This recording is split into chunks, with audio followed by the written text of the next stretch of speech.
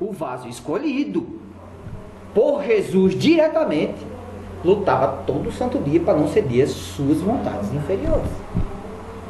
E assim foi a vida dele. Por que não nós? Qual a diferença? Primeiro, não nos sentirmos nada, não nos sentirmos o todo, não sermos orgulhosos, sentirmos que nós temos um poder.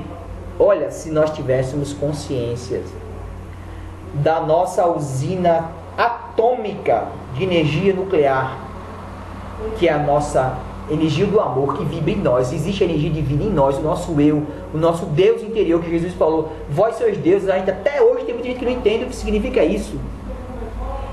É a parcela de Deus que habita em nós, é a cocriação, é o poder de criação. Por que ele falou, se vocês quiserem, crerem, tiverem a fé do tamanho de um grão de mostarda, você poderá mudar montanhas.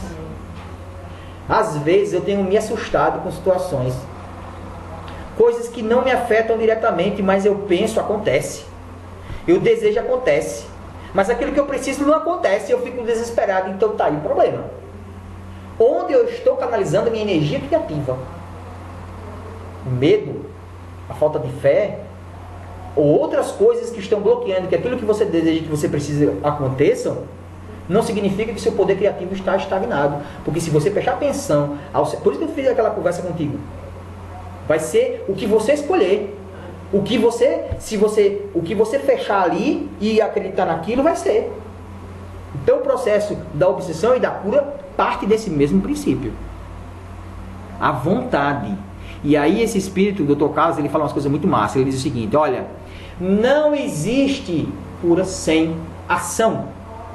Não existe cura nem desenvolvimento do amor sem sacrifício. Sem sacrifício não existe. Por que o sacrifício? Ah, mas eu não acredito nessa história. Ah, quer dizer que para eu amar vou ter que me sacrificar? Para você progredir vou ter que me sacrificar? Porque se a pessoa gosta de ir para os trabalhos da vida, não ir é um sacrifício. Se você gosta de beber, não beber é um sacrifício. Se você gosta de violência, não assistir filme de violência, não se compactuar com a violência, é um sacrifício. Concordam comigo? Mas isso está dentro do jugo leve de Jesus. Por que ele disse que vinde a mim, vós que estão cansados, que eu vos aliviarei? Porque meu jugo é leve e meu fardo é suave. Que fardo é esse? O perdão. Esse sacrifício de você abrir mão, de tolerar. É fácil tolerar, gente? Sabe que não é. É fácil perdoar? Sabe que não é. É fácil você não julgar o próximo? Sabe que não é. De não explodir, de ser manso, é um desafio. Mas o fato de você se esforçar, mesmo que você não consiga fazer o 100% que você gostaria, mas só o fato de você ter feito 30%, esses 30% já vai reverter em colheita. E aí o fardo ficando leve. E aí, para eu concluir essa parte, para deixar vocês à vontade a leitura, continuar ou debater, é aquilo que a gente estava falando. O estudo da obsessão, eu tenho estudado muito aquela história que a gente tem feito naquela palestra. Aquela palestra que eu falei sobre a questão da vibração, do perispírito. Quem estava aqui lembra que eu falei. A gente culpa muito os obsessores. A gente culpa muito fora. E a gente não lembra que a maior parte não, tudo que acontece conosco de bom e de ruim é única e exclusiva criação, construção nossa. Ou por negligência, ou por reprodução improdutiva do passado, ou por ação, pela vontade do livre-arbítrio.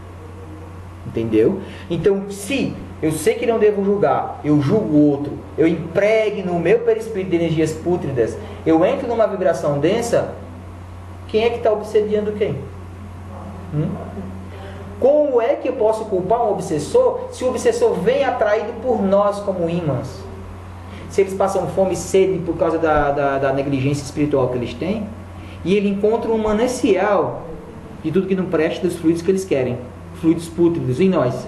Então quem está obsediando quem nesse processo? Entendeu? Se eu chego aqui, ela é diabética, certo? Uma hipótese, ela é diabética, ela não pode comer doce.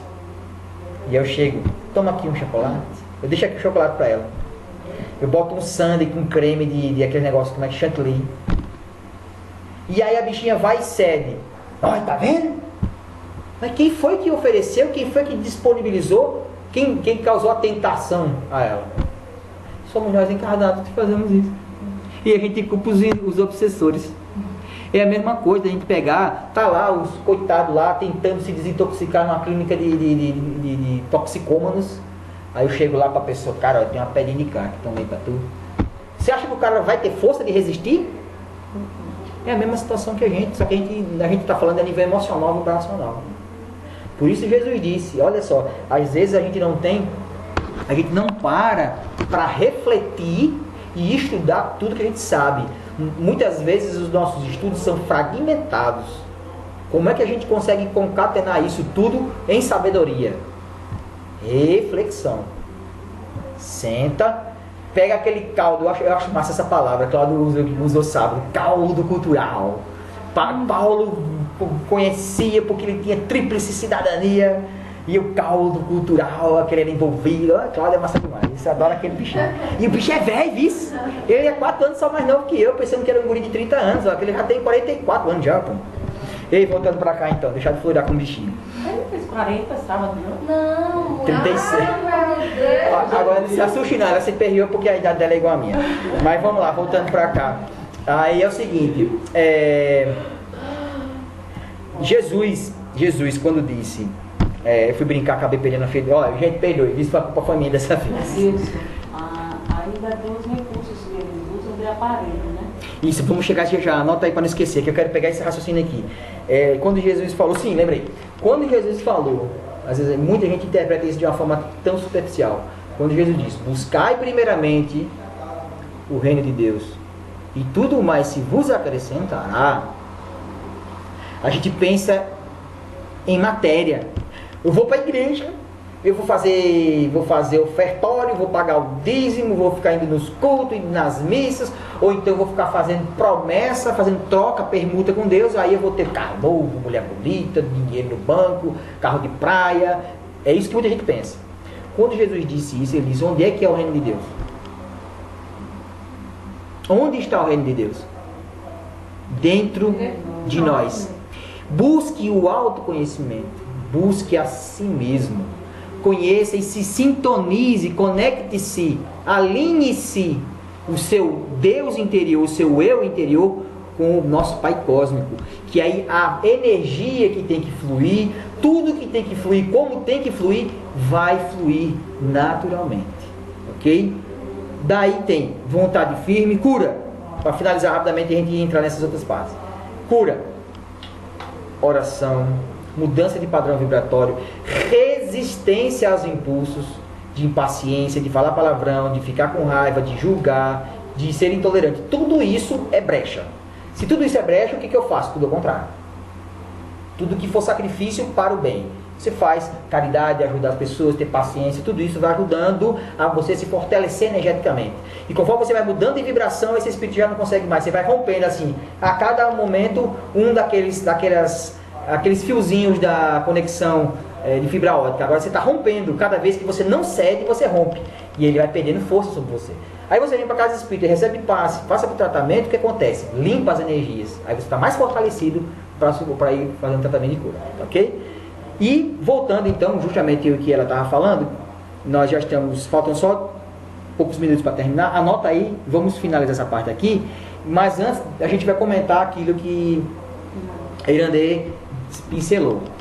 Gente, toda tecnologia que vem para a Terra, ela é simplesmente o quê?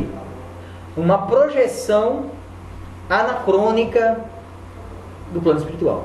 Agora traduzindo para o português. Quem lembra, os mais novos aqui comigo, há uns 30, 40 anos atrás, enquanto chegava uma tecnologia no Brasil, ela estava 20 anos defasada dos Estados Unidos. Lembra dessa história? Lembra dessa história? Hoje em dia isso diminuiu. Isso diminuiu. Por quê? A globalização e o próprio movimento muito rápido da informação e da comércio, consumo e tecnologia. Mas essa defasagem, ela existe no plano espiritual. Então, em nosso lar, em 1930, já existia notebook. Nós viemos conhecer isso aqui há 10 anos atrás. 10 anos atrás, 15 anos atrás. Então, as tecnologias que nós ainda nem sonhamos aqui, já estão sendo utilizadas lá. Do bem e do mal. Então, essa história... E aí eu fiquei refletindo e às vezes as ideias vêm. Você já viu alguns evangélicos que trazem história? Não, porque o anticristo já está marcando os seus, colocando em chips e não sei o que, e fica com aquelas histórias de como é que chama? Barra que tem aquele negócio... Código de barra. E não fiz isso ainda não. Tudo verdade. Tudo verdade.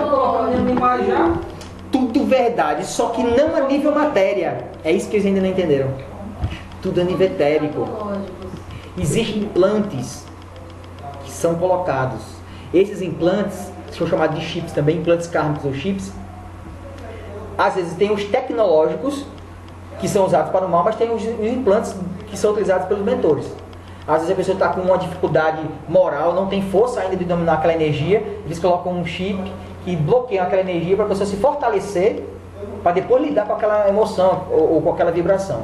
Acontece. Aconteceu com o Robson Pinheiro, que ele no início da mediunidade dele, abriu e ele estava vendo tudo, estava sentindo tudo, e ele estava a ponto de endoidecer, aí ele pediu para o Dr. Bezerra colocar um chip para dar uma bloqueada temporariamente, enquanto ele se organizava, para poder aguentar o tranco. E foi feito isso. Então isso acontece. Mas também existe para o mal. Eles colocam um implante que fica vibrando uma energia, que é aí onde é que entra um dos processos de obsessão complexa. É como se fosse uma subjugação. Só que em vez de ser um espírito subjugando, é um aparelho, um artefato técnico que fica vibrando aquela energia, um padrão de pensamento, entendeu? Mas além disso, existe o pior de todas as tecnologias, que é a maior força vibracional e energética que existe. Qual é? Eu acabei de dizer, quem era umas usinas nucleares individuais? Quem é? Somos nós. Só que quando nós vamos permitindo essa subjugação, e como é que a gente permite? Embotando a nossa vontade, a vontade firme, a gente abre mão de ter o controle do livre-arbítrio, alguém vai e nos subjuga. Ao longo de uma vida inteira de subjugação, quando você desencarna, o que acontece? Você é subjugado e se torna um ovoide. Depois a gente vai falar sobre isso, explicar como acontece o processo. Mas é processo de culpa, existe processo kármico tudo envolvido, uma energia densa vibratória muito pesada, e um processo indutivo magnético, hipnótico. O espírito se torna um ovoide. Então o perispírito, aí você pode dizer, meu Deus, mas no livro dos espíritos diz que o espírito não retrocede. Ninguém está dizendo que o espírito vai retroceder.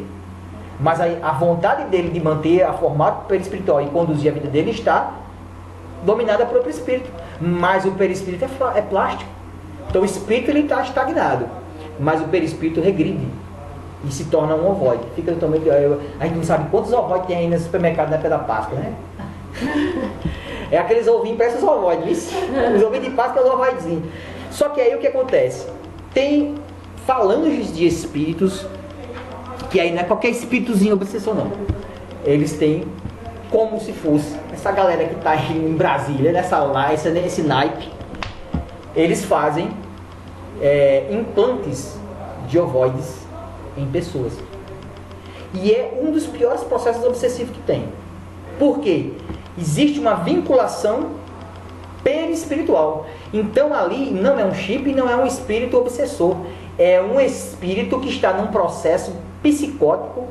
Ele está num problema, ele está com a mente dele dominada, ele é como se estivesse num surto, ele está alucinado, o espírito quando regride a um estado de ovoide, ele não tem o autocontrole de si. Então é como se ele estivesse num estado de loucura. E o que ele vibra são as piores sensações e vibrações possíveis, nos níveis de toxicidade enorme, de ódio, de perversão sexual, de violência, de agressividade, de culpa, de tudo que você tem num padrão muito forte. E aí, ali ele não está pensando, ele está vibrando energia muito fortemente. E aí quando o encarnado dá a brecha, de alguma forma, que permita a esse técnico do umbral inferior implantar o ovoide, ele implanta. Implantou o ovoide, lascou-se. Por quê? Agora a sua vontade já está subjugada. Porque a sua vontade vai ser subjugada à vibração. Então, olha, eu não quero beber. Mas é a vontade que vem que você não se controla, está lá bebendo. É a vontade que tem, não, eu quero ser uma pessoa melhor. Mas ele não consegue parar de pensar na mulher do vizinho. E quando se vê, está lá dando em cima da mulher do vizinho e ela também tem esse problema, está lá o cara traindo o vizinho com a mulher. E é uma coisa que vem de dentro. Por que isso? Muitas vezes é um processo de subjugação aliado até a um processo desse como um ovoide. É grave a situação. E muitos de nós estamos com ovoides conectados. Como se tira um ovoide? Ninguém tira. Por si só. Só assistência espiritual. Por isso, frequência em casa espírita, mudança de vontade firme, sacrifício, mudança vibratória, aquilo que Cátia deu exemplo aqui, porque o ovoide está irradiando uma energia que você vai acolher e vai... Você está permitindo que ele comande vibracionalmente. Então, se você luta contra aquilo, você vem para a casa espírita, aí você dá condições dos espíritos tirarem. Os espíritos não vão tirar o ovoide de quem não quer que tire o ovoide. Não tem isso, viu? Como é que a gente não quer que o espírito de luz tire o ovoide de você? Não, olha, eu quero que tire o ovoide, mas eu gosto do rabinho de saia. Você quer ou não quer, homem? Você está entendendo? É a vontade que a gente se permite deixar. Não, mas eu gosto, rapaz, de um... Mas bem que eu gosto de assistir um MMA, rapaz, se eu pegar, eu dou de arranjar, vou para a América só para arranjar confusão. Você quer melhorar, mas você cede, porque você sente prazer naquela vivência inferior. Então, por isso que se diz, para você curar, tem que ter sacrifício. Qual é o sacrifício? Não ceder. Aquilo que Paulo falou. É o espinho diário, a luta, a dor de não ceder à vontade inferior, que infelizmente todos nós temos, e infelizmente todos nós cedemos aqui e acolá a alguma, ou um pouco, ou muito. E agora, José? Não se sentir culpado, como dizia Herculano. Sacode a poeira, levanta. Levanta.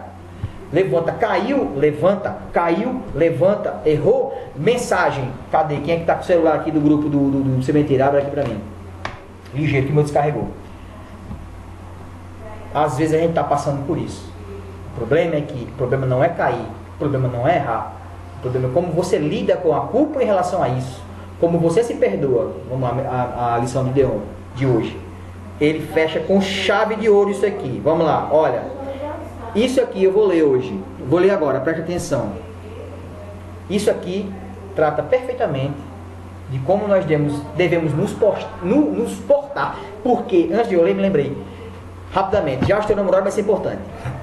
Uma vez eu frequentei na Casa do Caminho, eu estava estudando lá, eu estava iniciando já os meus trabalhos e tal, e um dia eu entrei na Casa do Caminho, eu entrei na desobsessão, e lá a desobsessão ainda é desse jeito. Com o paciente presente. Você entra lá, pronto. E aí quando eu sentei na cadeira que começam os espíritos se manifestar, e teve um que disse lá: eu vou lhe pegar, vou lhe matar, você vai ver. E eu ali na cadeira e espinhaço gelando assim. Chega a ter um medo da bexiga, controle no meio, falei, não sabe da coisa, rapaz, deixa pra lá. E aí eu fiquei com aquilo na cabeça, isso era num domingo. E fiquei na cabeça, deixei pra lá. E aí à noite a gente tinha o estudo mediúnico, que é justamente isso que a gente está fazendo. Só que aí o nosso professor ficava em pé e eu em pé, e eu lia e ele comentava. Eu lia e ele comentava. E aí eu pensei em perguntar isso, porque eu fiquei com aquele medo. Eu falei, não vou incomodar o cara. Não vou, é um problema meu, não vou incomodar ele não. Não levei o meu problema a ele. Incrível. Ele é médium, captou, e a espiritualidade foi. No meio do estudo ele disse, e olha, muitas vezes a gente entra aqui na desobsessão, os espíritos ficam ameaçando de matar, que vai fazer, que vai que nada. Eles não vai é nada, ele está ali, é só querendo que você tenha medo. Porque se você tiver medo, é a brecha para ele te pegar. Entendeu? Ele tem que te tirar do prumo, para poder te sintonizar, para poder se vincular a você. Como é que ele tira do prumo? Com raiva, com medo, e principalmente é onde a gente dá a maior brecha. É como um amigo meu disse, é uma vala, não é uma brecha. A culpa. O não auto-perdão. E agora eu vou ler aqui, para a gente finalizar, Virgem Maria, que parece um Fort Knox. Pronto, lascou, perdeu, demorou já. Vamos lá, ligeiro. O que nos traz angústias e sofrimentos jamais deve ser motivo de culpa ou julgamentos, mas oportunidade de conhecimento, mudança e crescimento. Nossa cultura predominante ao longo dos séculos nos tornaram especialistas em julgar e encontrar sempre culpados, inclusive nós mesmos. Eu coloco isso aqui como ponto principal. Quando a gente joga a culpa para o outro, é porque a gente já vem julgando culpa em nós mesmos há muito tempo, ok? Inclusive em nós mesmos. Esquecemos a importância do aprendizado através dos erros, esquecendo quantas quedas antes de aprendermos a andar, quantas palavras erradas antes de aprendermos a falar, quantas letras mal feitas e escritas erradas antes de aprendermos a escrever. E se não fossem esses erros, hoje não estaríamos andando, escrevendo ou falando. Podemos realmente julgar o que nos classificamos como erros. Nós classificamos como erros, como algo ruim ou como etapas inerentes ao processo de aprendizagem. É a pergunta de aprendizagem? O que diferencia a trajetória de nossas vidas será sempre como enxergamos os processos que ocorrem em nossa caminhada. Nossa postura de aprendiz ou de juiz fará uma substancial diferença para nosso processo evolutivo e, consequentemente, para a nossa felicidade. A energia e o tempo usados para encontrar um culpado, incluindo nesse contexto a autoculpa, não promove em nós nenhum crescimento a não ser estimular nossa vaidade ao apontar os erros dos outros ou nossa vitimização, nos apresentando como coitadinhos para despertar a pena dos outros. Utilizarmos, então, nobres irmãos, essas oportunidades para conhecermos melhor nós mesmos e provermos as mudanças inevitáveis que a vida nos pede com coragem e inteligência para ajustarmos nossa rota e construirmos um caminho mais feliz, pode ser a receita para o sucesso. Fechou. Deon está estudando também esse camarada. Esse camarada é fera, esse espírito. É um doutorado em espiritismo. Ok? Então, é isso aí. Auto-perdão. E para finalizar, vamos lá. Diferença entre espiritismo, doutrina espírita e movimento espírita. Espiritismo é a lei universal que está em todos os planetas e órbitas do universo.